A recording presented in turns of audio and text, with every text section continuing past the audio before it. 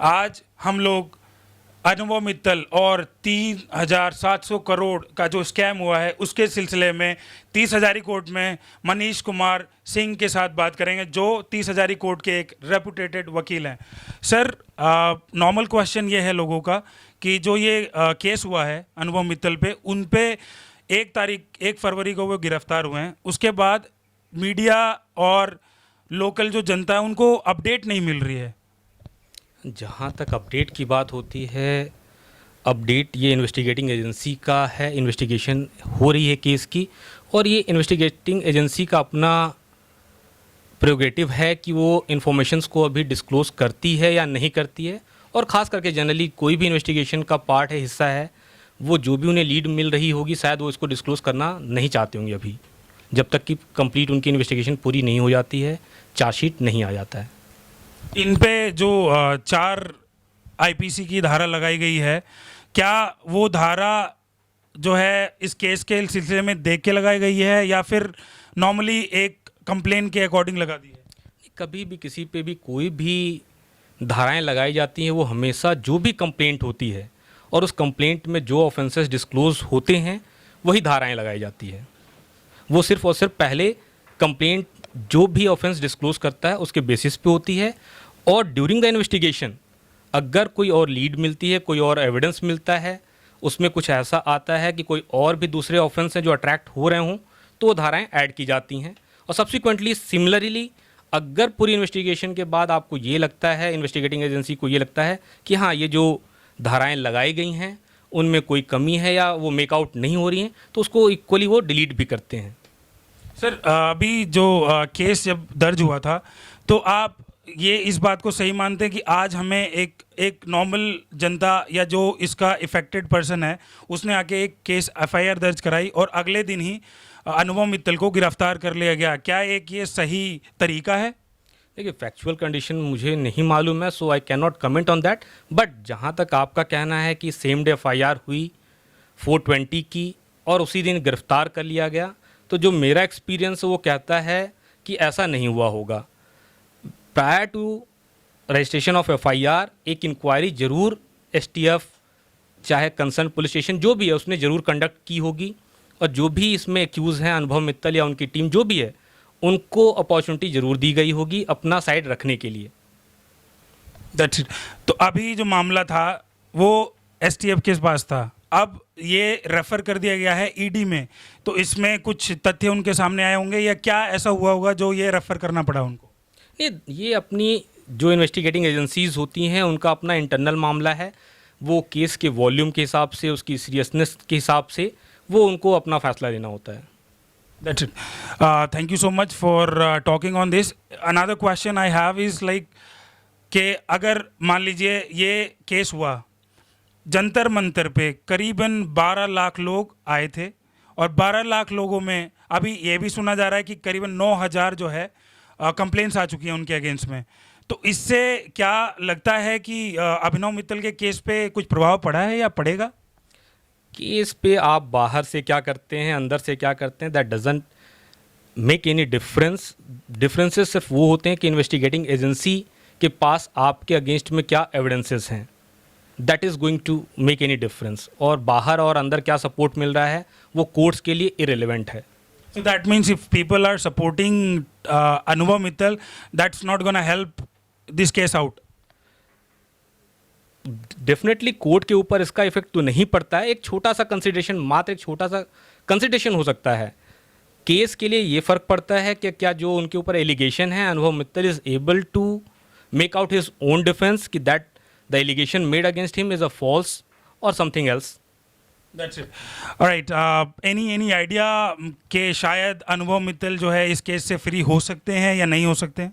ये तो उनके केस के फैक्ट पे डिपेंड करता है। So I don't have any knowledge about the entire fact, so I can not make any comment on that कि अभी निकल सकते हैं या नहीं निकल सकते हैं। हाँ, कोशिश तो ज़रूर कर रहे होंगे। अगर वो 9 लाख लोग आते हैं तो जो हमारी एक नॉर्मल प्रैक्टिस है, जो हम देखते हैं जनरली इस तरह के कैंप्स में या इस तरह के बड़े लेवल पे जहाँ पे मनी इन्वॉल्व है इकोनॉमिक ऑफेंसेस में, या तो वो पैसे ऑफ़र कर रहे हों जो विक्टिम्स हैं कि ठीक है मैं उनसे कॉम्प्रोमाइज़ करना चाहता हूँ या जो भी है, इस तरह की अगर कोई वो प्ली लेके जाते हैं तो शायद हो सकता है कि कोई एक इंटरिम प्रोटेक्शन, इंटरिम बेल, इस तरह की कोई चीज़ें मिल सकती हैं। अदरवाइज़ तो फिर वही, जब तक चार्जशीट आपकी नहीं आती है तब तक तो कोई चांस नहीं लिखता। अच्छा, जैसे सर आप 30 हज़ार के एक डेफिनेटली रेपुटेटेड वकील हैं, आपके सामने इससे पहले भी ऐसे कुछ केसेस आए होंगे जिसमें आईपीसी 420, 467, 468 लगी होगी, तो what is the best way जो पुलिस अपना कार्रवाई वो कैसे करती है? चार्जशीट कब दायर होती है, क्या सुनवाई होती है, क्या ये जो है अगर जो भी सुनवाई हो रही है क्या वो जनता को दिखाया जाता है, ऐसा होता है कुछ? नहीं, जो ऑफेंसेस हैं, जो इनके अगेंस्ट में जो चार्जेस लगे हैं 420, 467, 468, 471, इनमें जो चार्जशीट डालने की जो एक लिमिटेशन है जो प्रोवाइड की गई है सीआरपीसी में, that is a 90 days. So investigating agency के पास 90 डेज़ हैं पूरे चार्जशीट डालने के लिए। अगर वो नहीं डाल पाती है इन्वेस्टिगेटिंग एजेंसी किसी भी वजह से, तो 167(2) सीआरपीसी में अनुभव मित्तल के पास या एक्यूज के पास हमेशा राइट होता है to move an a bail application. वो कर सकते हैं वो। अब उसके पहले वो क्या करना चाहते हैं वो उनकी पूरी लीगल टीम के ऊपर है कि वो कॉम्प्रोमाइज़ करके या कुछ और भी, जो भी जैसे भी वो ट्राई कर रहे होंगे कि क्या किसी से बात हो रही है कॉम्प्रोमाइज़ की, जितने भी इनके विक्टिम्स हैं उनसे करना चाह रहे हैं, या वो अपना केस मेक आउट कर रहे हो कि ठीक है जो ऑफेंसेस हैं वो गलत हैं, उन्होंने कभी कोई गलत कुछ भी किया ही नहीं। तो क्या ऐसा एक कोर्ट जो है क्या बोलते हैं अनुभव मित्तल है, क्या उनको एक चांस दे सकती है कि आप जो है अगर आप करना चाहते हैं तो आप you can talk to these people जिन्होंने केस किया है और आप विड्रॉ करा सकते हैं, कुछ ऐसा है आइडिया? नहीं, कोई विड्रॉल का नहीं होता है, since accept all 3 sections 420 is a compoundable offense. Particularly in this economic offenses, it is up to the अनुभव Mittal and his legal team कि वो आएँ और कहते हैं, अगर उनकी कोई बात होती है कि हम विक्टिम्स जो हैं उनको कंपनसेट करना चाहते हैं, कोर्ट कभी नहीं कहती, ये अनुभव मित्तल के ऊपर है, एक्यूज़ के ऊपर होता है कि वो आके कहते हैं अगर उनकी कोई ऐसी कोई बात होती है कि हम उनको कंपनसेट करना चाहते हैं, उस कंडीशंस में अगर वो अपनी बेल एप्लीकेशन में जो भी लेके जाते हैं वो आगे जाते हैं कोर्ट के सामने अपनी बात रखते हैं, तो शायद कभी कभी कोर्ट इनको इंटरटेन करती है, तो उसके ऊपर depend the decision will be depending on the same, right? हाँ, डेफिनेटली हो सकता है अगर वो सही इंटेंशन से आ रहे हैं, बोनाफाइड इंटेंशन के साथ आ रहे हैं, कोर्ट को दिखता है, वो दिखा पाते हैं, तो शायद इंटरिम बेल मिलती भी है कुछ पीरियड के लिए कि आप जाएँ, आप दिखाएँ अपना बोनाफाइड इंटेंशन दिखाएँ, कुछ पेमेंट करें, फिर सब्सिक्वेंटली जैसा भी होता है डेवलपमेंट होती रहती है। फिर मार्केट में अभी जो नॉर्मल जनता जो ये कह रही है, काफ़ी लोग इंटरव्यूज़ दे रहे हैं इस केस के सिलसिले में, वो कह रहे हैं कि 4 मार्च को अनुभव मित्तल जेल से रिहा हो जाएंगे। क्या आपको लगता है बिना चार्जशीट दायर किए, बिना इस केस पे कोई आगे की सुनवाई होने से पहले ये फ्री हो सकते हैं? नहीं, ये तो कहना बड़ा नामुमकिन सा है कि किसी पर्टिकुलर डेट को दे दिया जाए और कह दिया जाए उस दिन वो आदमी रिहा हो जाएगा या एक्विटल हो जाएगा। ये it is up to the court कि क्या बातें होती हैं, क्या आप अपने तथ्य दोनों तरफ से पेश किए जाते हैं, उसके बेसिस पे है। पहले से कोई नहीं कह सकता, ऐसा प्रेडिक्ट नहीं कर सकता कि इस दिन ऐसा होने जा रहा है। Same is the legal fraternity. Right, thank you so much for talking to us now guys. Well, अभी हमने सुना कि इस केस में कुछ ऐसे तथ्य हैं जो सामने नहीं आए हैं।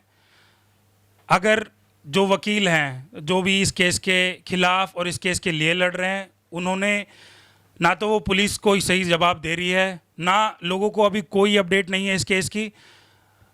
ये जो लोग जानते हैं आसपास के, ये जानते हैं कि शायद अभिनव मित्तल आ जाएं, बट ऐसा कहना एक स्टेटमेंट है। इसके पीछे क्या रीजंस हैं, क्या वो बाहर आएंगे, क्या नहीं आएंगे, वो अभी इसका कोई फैसला नहीं कर सकता। कोर्ट अपना डिसीजन लेगी जब पुलिस और एसटीएफ और जो लोग इस इन्वेस्टिगेशन जो एजेंसीज हैं वो अपनी चार्जशीट जब अपनी फाइल करेंगे, उसके बाद डिसीजन होगा कि कोर्ट किस बेसिस पे क्या फैसला लेने चाहती है या क्या फैसला लेगी। इधर it should be against Abhinav Mittal case और that will be towards Abhinav Mittal case. Now, viewers that are not able to understand Hindi, we would like to inform you that the case is still going on, and there is no way that anyone can comment that yes, he will be free soon. But yes, keep watching our channel for latest news on Abhinav Mittal case, and we'll keep updating you guys on the same. Thank you so much. मैं Ajit Sharma from India Fire News. Thank you.